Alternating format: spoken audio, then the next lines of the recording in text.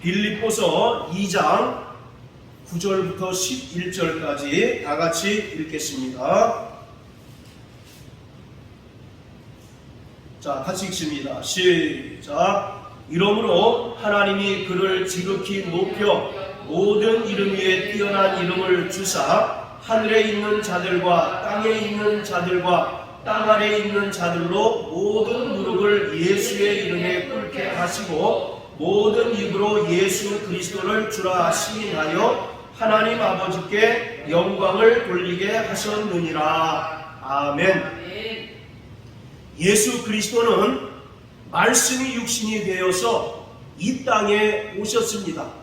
그리고 인간들의 모든 죄를 대속하시기 위하여 십자가에 달려 죽으셨지만 하나님 아버지께서 그를 죽은 자 가운데서 다시 살리셨고 하늘로 올리우사 하늘 보좌 우편에 앉게 하셨고 만물의 통치자로 지극히 높이셨습니다. 여기서 지극히 높이셨다라고 하는 말은 가장 높은 곳으로 끌어올리셨다라고 하는 의미인 것입니다.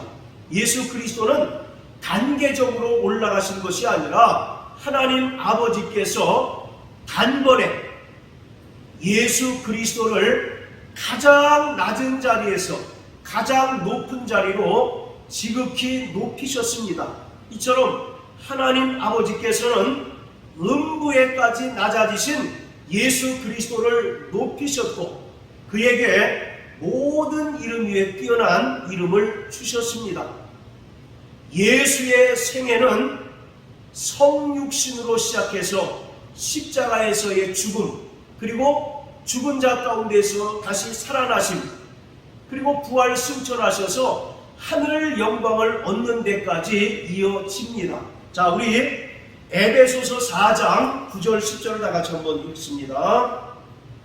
에베소서 4장 9절 10절입니다.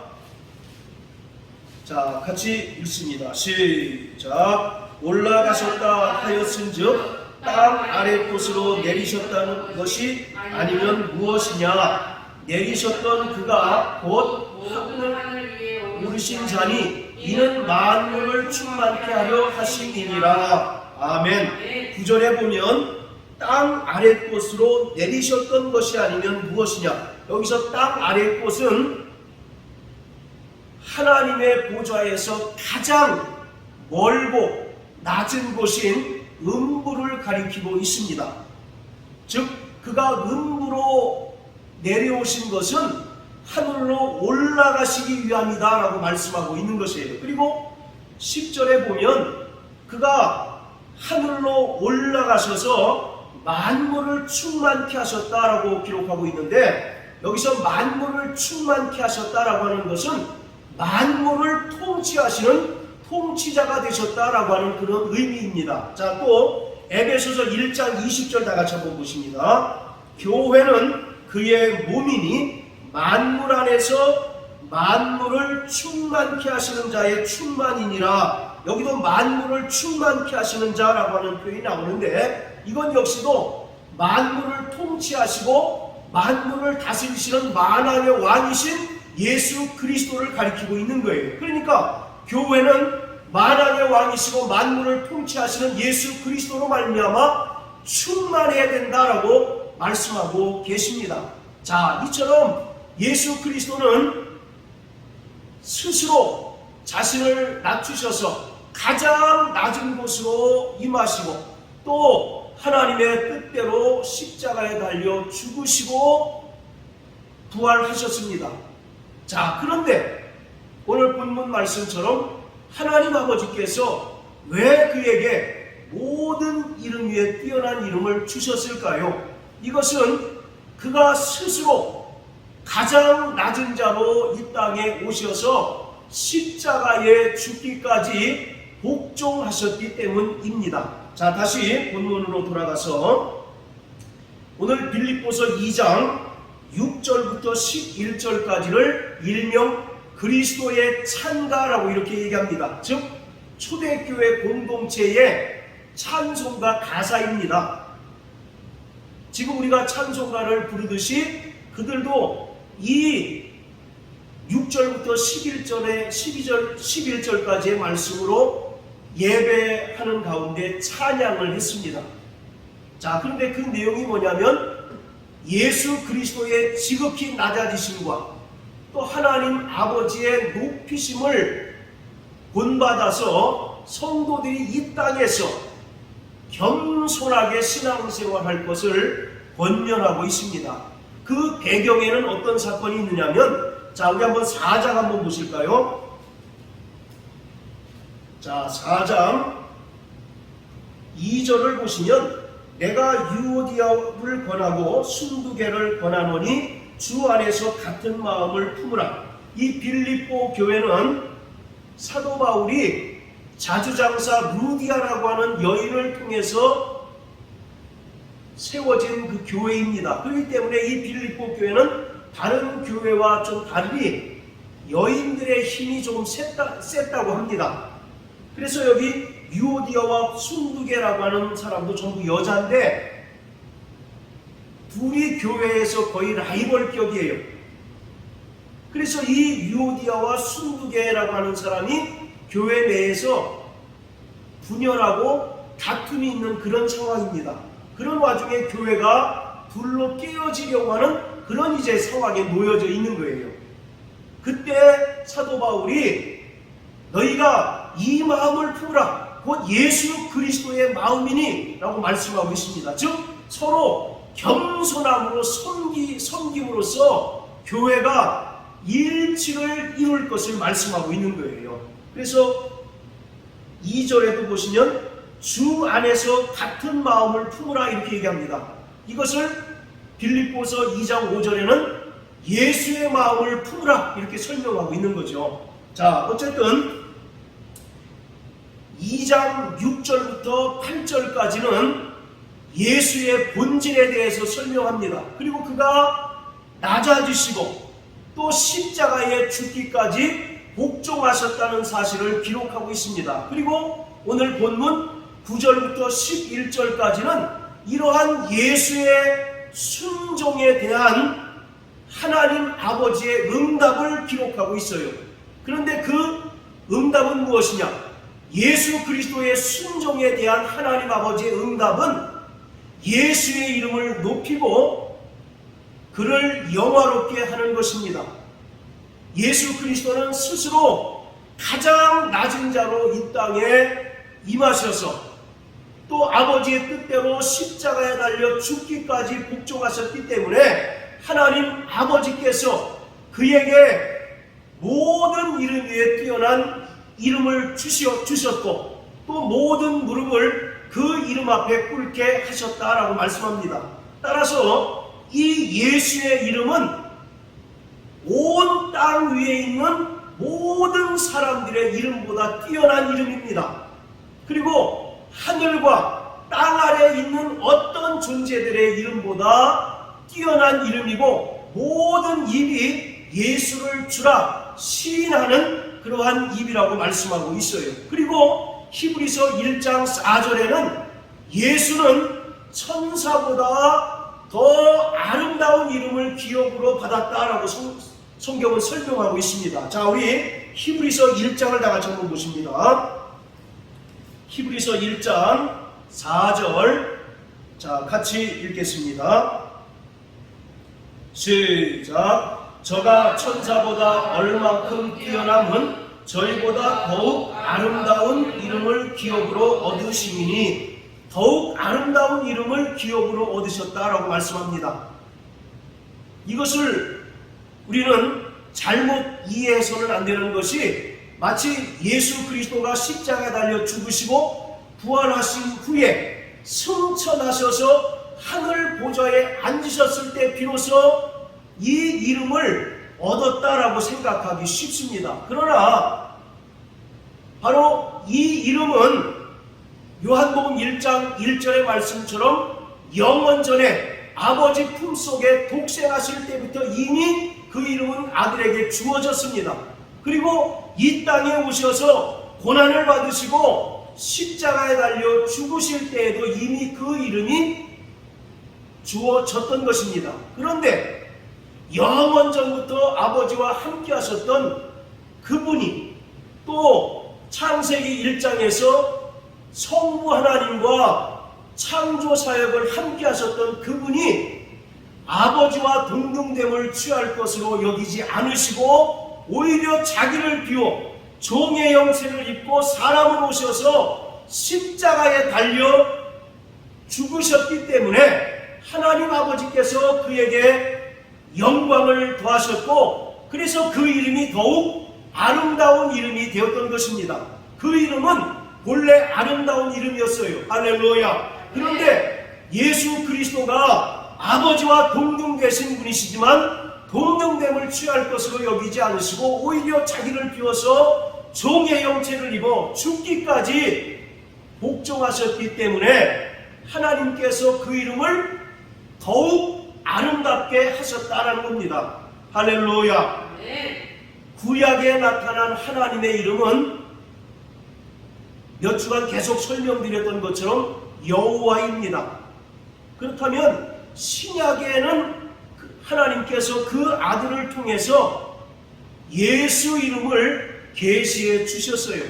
바로 이 예수라고 하는 이름은 구약에서 계속해서 내려오는 하나님의 이름이 가진 모든 비밀을 담고 있는 하나님의 복음입니다. 그리고 하나님의 그 이름이 담고 있는 모든 은혜의 최종적인 결정판이에요. 구약의 여호와라는 이름은 이스라엘 백성의 하나님의 고유한 명칭입니다. 그리고 기념하는 칭호입니다. 그래서 그 이름의 뜻은 스스로 있는 자. 출애굽기 3장 14절 15절에 모세에게 계시해 주신 그 이름은 스스로 있는 자라고 하는 뜻으로서 하나님께서 우리와 함께 하시는 이름입니다. 할렐루야. 반면에 예수라고 하는 이름은 여호와는 구원이시다라고 하는 그런 이름입니다. 따라하세요. 여호와는 구원이시다. 바로 이것이 예수 이름의 뜻이에요. 그러므로 하나님께서는 이 예수 이름을 통해서 죄인들을 구원하시고자 하시는 그 구원의 뜻과 의지를 분명하게 선포하시고 드러내셨기 때문에 이 예수 이름 자체가 복음이 되는 겁니다. 마가복음 1장 1절은 어떻게 시작합니까? 하나님의 아들 예수 그리스도 복음의 시작이다 라고 말씀하고 계세요. 즉 이 땅에 하나님의 아들이신 분이 예수 이름으로 오셨는데 그것이 바로 복음의 시작이라고 하는 것입니다. 구약에도 하나님의 이름이 이스라엘 백성들에게 계시되었지만 그것을 복음이라고 이야기하지 않습니다. 그러나 드디어 하나님의 아들이 예수 이름으로 나타나셨을 때 그것을 바로 복음의 시작이라고 이렇게 이야기하고 있습니다. 이 예수라고 하는 말은 헬라어로 이에수스라고 합니다. 자, 따라해보세요. 이에수스. 네, 이것을 히브리어로 바꾸면 여호수아가 되는 겁니다. 여호수아. 여호수아라고 하는 말의 뜻은 여호와는 구원이시다라고 하는 뜻입니다. 여러분들 그 주보에 또 제가 기록해 드렸는데, 자 보시면 신약의 예수와 구약의 여호수아는 어원적으로도 동일합니다. 그래서 여호수아라고 하는 이름은 여호와라고 하는 이름에다가 아쏴, 이것이 구원하다, 돕다라고 하는 그런 뜻인데, 그래서 이 여호수아라고 하는 이름은 여호와에다가 아쏴라고 하는 단어가 합성된 그러한 이름이에요. 그러니까 결국 예수라고 하는 이름은 여호와는 구원이시다라고 하는 뜻입니다. 할렐루야. 자, 따라하세요. 예수는 무슨 뜻이라고요? 여호와는 구원이시다라고 하는 뜻입니다. 그래서 구약의 여호수아라고 하는 인물이 나오는데, 이 여호수아라고 하는 인물은 신약의 예수를 여러 가지 면에서 예표하는 인물입니다. 여러분들 여호수아 잘 아시죠? 이제 모세가 죽고 모세를 이어서 이스라엘 백성들을 인도할 사람으로 여호수아가 세워집니다. 그리고 이 여호수아가 가나안 땅에 이제 드디어 들어가서 가나안 땅에 있는 7 족속들을 전부 정복하고 이스라엘 백성들에게 땅을 분배했던 인물이 바로 여호수아였죠.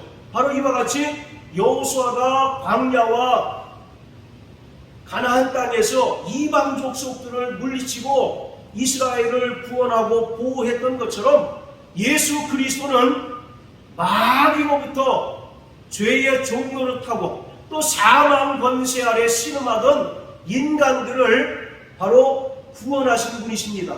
뿐만 아니라 여호수아는 가나안 땅으로 이스라엘 백성들을 인도했던 것처럼 예수 그리스도는 이 땅에서 구원받고 또 하나님 말씀에 순종하는 성도들을 하나님께서 창세전에 예비하시고 약속하신 영원한 하나님의 나라로 인도하실 분이셔요. 그래서 구약의 여호수아는 신약의 예수 그리스도를 정확하게 예표하고 또 예수가 이 땅에 오셔서 행하시는 모든 사역들을 모형으로 또 그림자로 보여주는 인물이 바로 여호수아인 것입니다. 여호수아의 이름의 뜻은 여호와는 구원이시다라고 하는 뜻이에요. 그리고 예수라고 하는 그 이름의 뜻도 여호와는 구원이시다라고 하는 뜻입니다. 자, 우리 히브리서 4장 한번 보시겠습니다. 히브리서 4장 자 8절부터 11절까지 시작. 만일 여호수아가 저희에게 안식을 주었다면 그 후에 다른 날을 말씀하지 아니하셨으리라. 그런즉 안식할 때가 하나님의 백성에게 남아있도다. 이미 그의 안식에 들어간 자는 하나님이 자기 일을 쉬심과 같이 자기 일을 쉬느니라. 그러므로 우리가 저 안식에 들어가기를 힘쓸지니 이는 누구든지 저 순종치 아니하는 본에 빠지지 않게 하려 함이라. 자, 8절에 보면 만일 여호수아가 라고 되어 있는데 이 여호수아라고 하는 말에 관주번호가 매겨져 있습니다. 1번이라고 되어 있죠. 자, 그 밑에 보세요. 뭐라고 번역합니까? 예수예요. 그러니까 이 여호수아는 바로 예수를 그대로 우리에게 보여주고 있는 인물이라는 겁니다. 자, 그래서 8절에 보면 만일 여호수아가 저희에게 안식을 주었다면 그 후에 다른 날을 말씀하지 아니하셨으리라 라고 얘기합니다. 그러니까 여호수아가 준 안식이 참된 안식이 아니라 참된 안식이 남아있다라는 얘기죠. 그 참된 안식은 누가 주시는 겁니까? 예수 그리스도가 주시는 거예요. 그래서 마태복음 25장 34절에 보면 예수님께서 오른편에 있는 양들에게 말씀하시기를 축복하시면서 너희는 창세로부터 예비된 하나님의 나라를 상속받아라 이와 같이 말씀하고 있는 것입니다. 그렇기 때문에 구약의 여호수아와 신약의 예수라고 하는 이름은 동일한 하나님의 이름이고 또 그 이름을 통해서 바로 죄인들을 구원하시고 구원받은 하나님의 백성들 또 성도들과 영원히 함께 하시겠다는 약속이 예수 이름에 들어있는 것입니다. 마태복음 1장 21절에 보면 바로 예수라고 하는 이름은 자기 백성을 죄에서 구원할 자의 이름이라고 말씀합니다. 또 23절에 보면 그 이름을 임마누엘이라고 하리니 이는 하나님께서 우리와 함께 하신다라고 말씀하고 있습니다. 예수가 마리아에게서 성령으로 잉태되셨을 때 천사 가브리엘이 나타나서 그 이름을 줍니다. 그 이름을 예수라 하라. 그리고 천사 가브리엘이 마리아에게 말하기를 이는 하나님의 아들인 메시아다라고 이와 같이 알려주는 것이에요. 그러니까 이 예수라고 하는 이름에는 하나님께서 죄인인 인간들을 구원하시고자 하시는 하나님의 구원의 계획과 구원의 열심이 이미 담겨 있는 것입니다. 그래서 바로 예수 이름 자체가 복음인 것이에요. 누구든지 주의 이름을 부르는 자는 구원을 받는다라고 이와 같이 말씀하고 있습니다. 또 바로 이 예수라고 하는 이름은 구약의 수많은 선지자들, 예언자들을 통해서 예언했던 그 하나님의 구원의 역사, 또 하나님의 뜻들이 마침내 드러난 바로 결과가 바로 예수 이름인 것입니다. 그렇기 때문에 우리는 예수 이름을 통해서 죄의 용서를 받습니다. 할렐루야. 그리고 우리가 예수 이름을 통해서 구원함을 얻게 됩니다. 로마서 10장 13절에 보면 누구든지 주의 이름을 부르는 자는 구원을 받는다라고 말씀하고 있습니다. 또 예수 이름을 통해서 우리는 하나님의 자녀가 되는 권세를 얻습니다. 요한복음 1장 12절에 보면 영접하는 자, 곧 그 이름을 믿는 자들에게는 하나님의 자녀가 되는 권세를 주신다라고 말씀합니다. 또 예수 이름을 통해서 우리는 영원한 생명을 얻게 됩니다. 예수 이름으로 우리는 기도의 응답을 받아요. 요한복음 14장에 보면 너희가 내 이름으로 무엇을 구하든 내가 시행하리라 이와 같이 말씀하고 있습니다. 그리고 예수 이름을 통해서 우리는 하나님의 놀라운 능력을 행하게 됩니다. 마가복음 16장 17절 18절에 보면 나를 믿는 자들은 이러한 표적이 따르리니 저희가 내 이름으로 귀신을 내어쫓고 새 방언을 말하며 무슨 독을 마실지라도 해립지 않고 뱀을 집으며 병든 자에게 손을 얹은 즉 나으리라 이와 같이 말씀하고 있습니다. 자, 반면에 구원받은 성도들은 예수 이름을 전파해야 합니다. 할렐루야. 우리가 예수 이름을 소유했다는 사실 한 가지만으로 예수님께서는 말씀하시기를 너희가 내 이름을 인하여 모든 사람에게 미움을 받고 고난을 받는다라고 이와 같이 말씀하고 계셔요. 오늘 우리가 이 세상에서 어떤 도덕적으로 윤리적으로 무엇을 잘못했기 때문에 사람들로부터 미움을 받고 핍박을 받고 고난 가운데 살아가는 것이 아니라 우리 안에 예수 이름이 있기 때문에 우리가 세상으로부터 미움을 받고 고난을 받는 겁니다. 자, 우리 마태복음 10장을 다 같이 한번 보십니다. 마태복음 10장 22절 시작.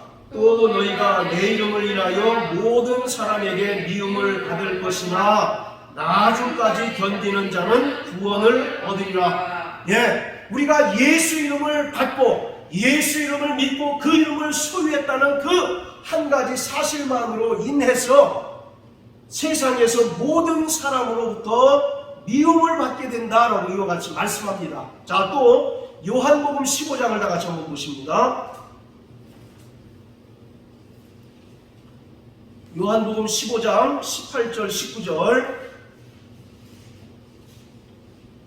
시작. 세상이 너희를 미워하면 너희보다 먼저 나를 미워한 줄 알라. 너희가 세상에 속하였다면 세상이 자기의 것을 사랑할 터이나 너희는 세상에 속한 자가 아니요 도리어 세상에서 나의 택함을 입은 자인 거로 세상이 너희를 미워하느니라. 예, 바로 세상이 그리스도인들을 미워하는 이유는 단 한 가지인 것입니다. 우리 안에 예수의 이름이 모셔져 있기 때문입니다. 그리고 우리가 세상에 속한 자가 아니라 예수에게 속한 자이기 때문에 세상이 너희를 미워한다라고 말씀하고 계셔요. 그것은 너희보다 먼저 세상이 예수 그리스도를 미워했다라고 성경은 말씀하고 있습니다. 그럼에도 불구하고 구원받고 예수의 이름을 영혼에 모신 성도들은 이 땅에서 많은 사람들 앞에서 예수 이름을 시인해야 합니다. 또 자신이 바로 예수로 말미암아 구원받고 예수가 나의 구세주이시고 하나님의 아들이심을 선포하고 고백해야 합니다. 만일 그렇지 않으면 마지막 때에 예수 그리스도께서 우리를 아버지 앞에서 부인하시겠다라고 말씀하고 있습니다. 자, 다시 마태복음 10장 한번 다 같이 보십니다. 마태복음 10장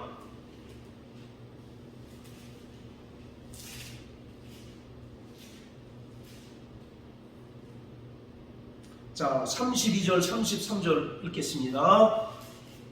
시작. 누구든지 사람 앞에서 나를 시인하면 나도 하늘에 계신 내 아버지 앞에서 저를 시인할 것이요, 누구든지 사람 앞에서 나를 부인하면 나도 하늘에 계신 내 아버지 앞에서 저를 부인하리라. 사람 앞에서 나를 시인하면 하늘에 계신 내 아버지 앞에서 예수 그리스도가 우리를 시인할 것이지만, 사람 앞에서 나를 부인하면 아버지 앞에서 저를 부인하시겠다라고 말씀하고 있습니다. 이렇듯 예수 이름은 우리에게 구원도 주시고 죄의 용서를 주시고 또 그 이름을 통해서 하나님의 자녀된 권세를 얻기도 하고 또 능력을 나타내는 이름이기도 하지만, 우리는 분명하게 깨달아야 할 것은 그 이름을 소유한 이유로 인해서 우리는 이 땅에서 반드시 모든 사람으로부터 미움을 받고 핍박을 당할 수밖에 없다는 것입니다. 그럼에도 불구하고 예수님은 사람 앞에서 예수를 시인하라고 말하고 있어요. 예수가 나의 주님이십니다. 또 그는 비록 이 땅에 오셔서 십자가에 달려 죽으셨지만 그는 본래 하나님의 아들로서 죄가 없으신 분이십니다. 그리고 그 결과 바로 부활하셨습니다라고 하는 사실을 반드시 사람들 앞에서 고백하고 시인해야 한다는 것입니다. 그렇지 않으면 마지막 때에 예수 그리스도가 아버지 앞에서 우리를 부인하는 경우가 생길 수 있다는 얘기예요. 그만큼 이 예수라고 하는 이름은 세상 사람들이 다 싫어하는 이름입니다. 로마서 9장에 보면 예수는 시온의 반석, 구원의 반석으로 오셨지만 유대인들은 그를 실어버린 바 되었다라고 말씀하고 계셔요. 그를 거치는 돌, 또 넘어뜨리는 돌로 여겼다라고 이와 같이 말씀하고 있습니다. 모퉁이에 버린 돌이 교회의 모퉁이가 되었다라고 이와 같이 말씀하고 있지 않습니까? 오늘 이와 같이 세상 사람들은 다 그 이름을 거부해요. 왜냐하면 그 이름을 받고 그 이름을 믿는 순간 세상 모든 사람들로부터 적으로 간주되기 때문에 그렇습니다. 예수를 믿기 전에는 그토록 사이가 좋았던 가족들이 어느 날 예수를 믿고 나니까 사이가 멀어지게 돼요. 그래서 성경에도 원수는 너희 집안 식구니라라고 하는 말씀이 있지 않습니까?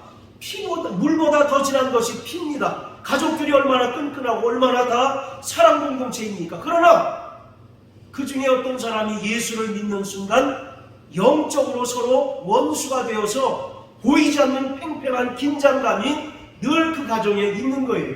그것이 바로 직장에서도 그 관계가 계속 유지되고 또 우리가 이 땅에 살아가는 동안 끊임없이 우리는 그 긴장관계, 대적관계에서 살아갈 수밖에 없는 것이 바로 그리스도인입니다. 왜냐? 오늘 우리에게 예수 이름이 있기 때문에 그렇습니다. 그럼에도 불구하고 끝까지 견디는 자가 바로 구원 얻는다라고 예수님은 말씀하고 있어요. 오늘 우리는 이 예수 이름의 가치를 발견한 자들입니다. 할렐루야. 네. 여러분 마태복음 13장 44절에 보면 감추인 보화의 비유가 나오죠. 천국은 마치 감추인 보화를 발견한 자와 같다라고 말씀하잖아요. 그러면서 기쁜 나머지 그것을 몰래 숨겨두고 자기 소유를 다 팔아 그 밭을 샀다라고 이렇게 이야기하지 않습니까? 오늘 이와 같이 천국의 가치를 아는 자, 또 예수 이름의 가치를 아는 자는 자기의 모든 것을 다 팔아서 그 이름을 사고 그 이름으로 인하여 이 땅에서 받는 고난을 오히려 기뻐하며 감사할 수 있습니다. 빌립보서 3장 8절에도 사도 바울이 고백하기를 예수를 아는 지식이 가장 고상한 지식인 줄 알았다라고 고백하지 않습니까? 그렇기 때문에 자신이 그토록 예수 믿기 전에, 예수를 만나기 전에 신봉했던, 또 예수를 만나기 전에 정말 그 가졌던 모든 것들을 다 배설물처럼 여겼다라고 이렇게 얘기하지 않습니까? 그것은 바로 예수 이름의 가치가 이 세상에 있는 그 어떤 것과 비교될 수 없다라고 하는 사실입니다. 오늘 우리에게는 이와 같이 모든 이름 위에 뛰어난 예수 이름이 모셔져 있다는 사실을 기억하시게 되길 바랍니다. 할렐루야. 그래서 그 이름의 가치를 알고 그 이름을 의지하여 이 땅에서 그 이름의 영광을 드러내며 사는 자들은 고난을 당할 수밖에 없어요. 핍박을 당할 수밖에 없습니다. 그럼에도 불구하고 끝까지 그 이름을 의지하여 믿음으로 견디는 자는 영원한 구원을 얻게 된다라고 성경은 분명히 말씀하고 있습니다. 여러분들 계시록의 상황을 한번 생각해 보세요. 도미티안 황제가 즉위하자마자 자신을 신의 반열에 올려놓습니다. 그리고 자기에게 숭배하지 않는 자는 매매를 금합니다. 그리고 심지어 자기를 숭배하지 않고 예수를 신으로, 예수를 하나님으로 숭배하는 자들은 사자굴 속에 던져넣습니다. 그리고 사자의 밥이 되게 해요. 그런 상황에서 정말 많은 사람들이 끝까지 견뎠다는 사실을 요한계시록은 우리에게 생생하게 증언하고 있습니다. 오늘 예수 이름은 우리에게 모든 이름 위에 뛰어난 이름이지만 세상 사람들에게는 대단히 위험한 이름이에요. 대단히 요주의의 인물이라는 겁니다. 그 이름을 의지하고 그 이름을 믿고 소유한 자들은 이제 세상을 모두 적으로 돌려야 하는 그런 위험 속에서 살아갈 것을 각오해야 하는 겁니다. 세상이 점점 주님 오실 날이 가까우면 가까울수록 그러한 상황은 점점 더 치열해질 수밖에 없는 것이에요. 그럴지라도 여러분들은 끝까지 믿음을 저버리지 않고 예수 이름을 의지하고 살아가시겠습니까? 아니면 데살로니가 후서 2장에 보면 그런 말씀이 있죠. 예수님이 재림하시기 전에 먼저 배도하는 자들이 있겠고 또 적그리스도가 나타날 것이다 라고 이와 같이 말씀하고 있잖아요. 얼마나 많은 사람들이 예수 이름을 부인하고 세상으로 돌아갑니까? 과거에는 입이 닳도록 찬송하고 그 이름으로 기도했지만 자기에게 조그만 위기가 닥치고 그 이름으로 인하여 경제적인 어려움이 닥치는 순간 언제 그랬냐는 듯이 그 이름을 저버리고 세상으로 돌아가는 사람들이 얼마나 많으냐 그 말입니다. 사랑하는 성도 여러분, 그 이름을 끝까지 붙잡게 되시길 주의 이름으로 축원합니다. 그 이름을 끝까지 의지하셔서 오늘 예수님 말씀하시는 것처럼 끝까지 견딤으로 말미암아 영원한 구원을 받으시는 저와 여러분 되시길 주의 이름으로 축원합니다. 그 이름 속에는 십자가의 고난과 죽음 그리고 부활의 영광이 있습니다. 그런데 신기한 것은 그 이름 속에 있는 그 부활의 영광은 믿음의 눈으로만 볼 수 있는 아주 신기한 현상, 신기합니다.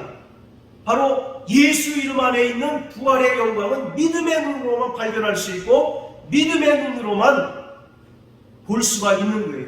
그렇기 때문에 아까도 말씀드린 것처럼 천국의 가치를 아는 자가 자기의 모든 소유를 팔아서 그 밭을 사는 것처럼 바로 부활의 영광을 알고 또 하늘나라에서 받을 영광을 아는 자들이 자신의 인생을 그 이름에 걸 수가 있는 것입니다. 그렇기 때문에 예수 이름을 소유하고 또 구원받은 성도들은 예수가 우리에게 보여주신 죽어야 사는 길을 따라가야 합니다. 할렐루야. 마태복음 16장 24절에 예수님께서 말씀하시기를 나를 따라오려거든 자기를 부인하고 자기 십자가를 지고 따라야 할 것이다 라고 말씀합니다. 여러분들 예루살렘에 성지순례에 가보면 그 빌라도 법정에서 골고다 언덕까지 지금도 계속 이벤트가 벌어진대요. 그 길을 비아돌로로사라고 합니다. 따라해보세요. 비아돌로로사. 그 복음성가에도 비아돌로로사라는 거 있죠. 이 비아돌로로사가 무슨 뜻이냐면 슬픔의 길, 그런 뜻입니다. 예수님께서 빌라도 법정에서 십자가를 지고 그곳까지 올라간 길이에요. 그래서 거기에 이제 8번인가 예수님께서 주저앉으셨는데 그 8번이 전부 다 이렇게 표시가 되어 있습니다. 그래서 이스라엘 예루살렘의 성지순례를 간 사람들은 반드시 그 코스를 체험해야 한다고 합니다. 그 십자가를 지고 가면서 예수님께서 나를 위해서 이렇게 십자가를 지고 그 길을 걸으셨구나 생각하면서 눈물도 흘리는 사람들이 이제 있다고 그러는데, 바로 성도들은 예수님께서 우리에게 보여주신 그 슬픔의 길, 죽어야 사는 고난의 길을 자기 십자가를 지고 따라가는 자가 되어야 합니다. 히브리서 12장 2절에 보면 예수님은 그 앞에 있는 즐거움을 인하여 십자가를 부끄럽게 여기지 않고 하늘 보좌에 오르셔서 영광을 얻으셨다라고 말씀하고 계셔요. 예수님은 이 땅에서 사람들로부터 영광을 구하지 않았습니다. 사람들로부터 인기를 얻기를 원하지 않으셨어요. 마태복음 8장 20절에 예수님께서 말씀하시기를 여우도 굴이 있고 공중의 새도 거처가 있지만 인자는 뭐가 없다고요? 머리 둘 곳이 없다라고 말씀합니다. 여러분, 월세 사는 사람의 꿈이 뭐겠어요? 월세 사는 사람의 꿈이 뭐예요? 전세 얻는 거잖아요. 자, 전세 사는 사람의 꿈이 뭡니까 그럼? 자기 집 얻는 거잖아요. 그럼 자기 집을 가진 사람의 꿈은 뭐겠어요? 요새 같으면 인서울 하는 거 아니겠습니까? 서울에서 정말 큰 집, 아주 비싼 아파트 얻는 것이 바로 꿈이에요. 오늘 저와 여러분들의 꿈도 그거 아니겠습니까? 이 땅에서 뭔가 정말 명예를 얻고 부를 얻는 것이 우리가 애써 아니라고 부인하지만 그 있으면 그렇게 나쁘진 않겠지라고 생각하지 않습니까? 오늘 이와 같이 하나님과 겸하여 세상을 동경하고 또 세상을 사랑하는 사람들이 거의 대부분이에요. 그래서 야고보서는 뭐라고 얘기합니까? 두 마음을 품은 자들아 마음을 성결케 하라고 말씀하고 있습니다. 정말 한쪽으로는 주님께서 우리에게 보여주신 그 길을 내가 따라가리라 라고 결단하고 그렇게 살기를 바라는 마음이 하나 있고, 또 하나는 보이는 것에 혹하고 또 사람들이 정말 찾는 것에 혹해서 정말 어찌할 바를 모르는, 그래서 정말 갈피를 잡지 못하는 그런 삶을 사는 것이 오늘 그리스도인들의 현주소가 아닐까라고 생각을 합니다. 여러분들은 어떻습니까? 여우도 굴이 있고 공중의 새도 거처가 있지만 인자는 머리 둘 곳이 없다. 그는 이 땅에서 영광 얻기를 구하지 않으셨습니다. 그의 유일한 소망은 이 땅에서 빨리 아버지의 뜻을 이루시고, 아버지의 뜻이 뭐였습니까? 그가 십자가에 달려 죽으시는 것이 바로 아버지의 뜻 아니겠습니까? 그래서 빨리 십자가에 달려 죽으시고 부활 승천하셔서 아버지께서 그를 위하여 예비하신 하늘 영광의 보좌에 좌정하는 것이 그의 꿈이었어요. 그래서 그는 그 앞에 있는 즐거움을 인하여 십자가의 부끄러움을 개의치 아니하시더니 하늘 보좌에 앉으셨다라고 성경은 말씀하고 있습니다. 사랑하는 성도 여러분, 오늘 저와 여러분들에게는 예수 이름이 모셔져 있습니다. 할렐루야. 과거 구약의 성전에는 하나님의 이름이 모셔두었다라고 말씀하고 있지 않습니까? 역대하 6장에 보면 하나님의 이름을 모셔두기 위해서 성전을 건축했다라고 말씀하고 계셔요. 오늘 저와 여러분들이 하나님의 성전인 것을 믿으시기 바랍니다. 하나님의 성전에는 하나님의 이름인 예수 이름이 모셔져 있어요. 그래서 우리는 무엇을 하든지 예수 이름으로 하고 또 무슨 일을 하든지 예수 이름을 의지할 때 성령께서 능력을 주심으로 말미암아 우리는 어떤 환난과 어떤 고난과 어떤 어려움 가운데서도 평안하고 하나님의 은혜로 모든 환경을 극복할 수 있는 힘을 얻게 되는 것입니다. 뿐만 아니라 예수 이름으로 더러운 귀신들을 단호히 내어 쫓으시게 되기를 주의 이름으로 축원합니다.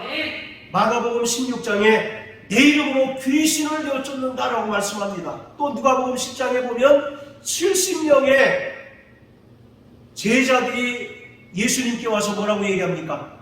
주의 이름으로 우리가 귀신을 쫓았습니다 라고 이와 같이 선포하잖아요. 그때 예수님의 답변이 뭐였습니까? 귀신을 쫓은 것으로 인하여 기뻐하지 말고 너의 이름이 하늘에 기록된 것으로 인하여 기뻐하라 이와 같이 말씀합니다.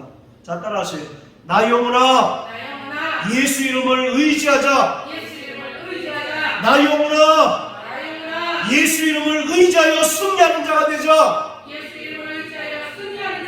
할렐루야. 오늘 정말 모든 이름에 뛰어난 예수 이름이 오늘 우리의 영혼 가운데 모셔져 있기 때문에 우리는 이 땅에서 살아가는 동안 그 이름을 의지하고 그 이름을 의지하여 정말 믿음으로 나갈 때 하나님께서는 어려운 가운데서도 환난 가운데서도 우리를 반드시 승리하게 하실 것입니다. 그러므로 사랑하는 성도 여러분, 정말 날마다 예수 이름을 의지하여 승리하는 자 되시기를 주의 이름으로 축원합니다. 할렐루야.